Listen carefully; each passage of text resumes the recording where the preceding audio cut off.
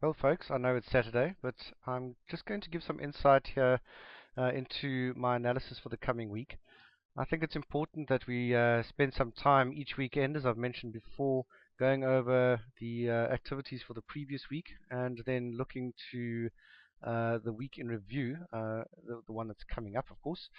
And it's been quite apparent to me that just looking at the daily chart, let me just go to one that's slightly less noisy.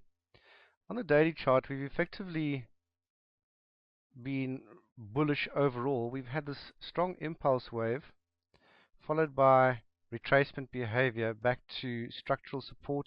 In fact, a confluence of structure, the daily and the weekly 55s, and Fibonacci levels as well, which has subsequently been followed by what may be a resumption of the next bullish leg, and it might end up being an ABCD pattern. Relatively early to say. However, we've been waiting for the market to prove itself above the 138.60 structural resistance level. And during the week that's just gone by now, the market did not actually manage to get up there. And quite a few market commentators are saying that we're potentially looking at a double top here, followed by a retracement back to the structure and a retest at that level. I'm not really in agreement with that, I have to admit. I'm obviously waiting for the market to prove itself before I really commit myself. But although I was bearish on the short term on Friday, and we made some good money on that, overall I'm still very much uh, bullish at the moment for the euro. And the reason for that is that this impulse wave that we've seen now has been pretty successful. Even though we've now got this retracement on, which is visible on the 4-hour chart, if I just drop back to my more detailed analysis, this is an impulse wave that's stopped just short of the 138.60 structural resistance level. But in my mind, the bulls are really getting up some steam in order to be able to break through that. This bearish pullback over here has only come back to the longer term trend line and stopped very effectively on a confluence of structure, the S1 and well, those two in particular. And we're looking for now. I'm particularly looking for the bulls to resume their progress. The reason for that as well is that just looking on the 15-minute chart, you can see we had a bearish trend line. That bearish trend line was broken. The retrace came back perfectly to the structural support as well as the daily S1 and the trend line. And now effectively, as far as I'm concerned, I'm seeing this as a very, very bullish pattern. The second low was a higher low. The bears couldn't even come back and retest the previous low established earlier on in the day. So as far as I'm concerned, this is looking heavily, heavily bullish. In order to get an initial entry, I would like to see a break above the 1 hour 55 EMA and a retrace to that, which would potentially give a very, very nice long entry. Um, the initial entry in the area on the S1 over here was certainly possible. We had a double bottom, which is a little bit more visible on the 1 minute chart. We had nice divergence on the 1 minute chart, as you can see quite clearly over here. The market then retracing, as it always does, as you know, and making once again a higher low, which is exactly the same pattern that's visible on the 15-minute chart. Did exactly the same thing, but in miniature. And the market has now started pushing up quite aggressively, which took place, of course, during the last part of the session yesterday. It's managed to break effectively through structure. It's also broken through the 1 minute 55 with a retrace to that.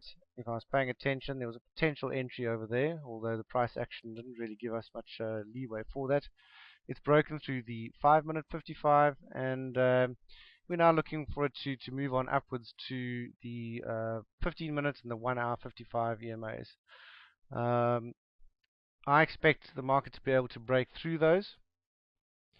And if it does, certainly through the 1 hour and the 15, which will probably be very close together, providing confluence at that point in time, a little retrace back to that line would be an awesome, awesome entry opportunity, which potentially could go well, certainly initially could go up to the 138, 138.60 level. If we just look at the previous high, that alone would be 85 pips. Um, but if we have a look at that, potentially going all the way to the R1 and the 138.60 level. 138.60 level would give us pretty much just almost 100 pips. So that is really what I'm looking at from the market, certainly on Monday. But longer term, I'm expecting this to actually go further. I'm particularly bullish on the euro at the moment.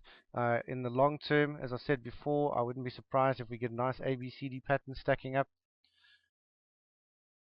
which ultimately, let's just have a look at what the total gain on that would be.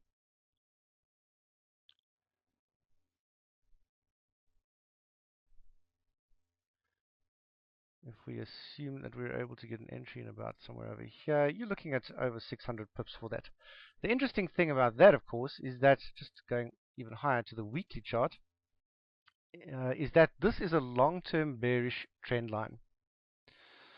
The overall pattern, however, if we look at the monthly chart, has been very, very interesting.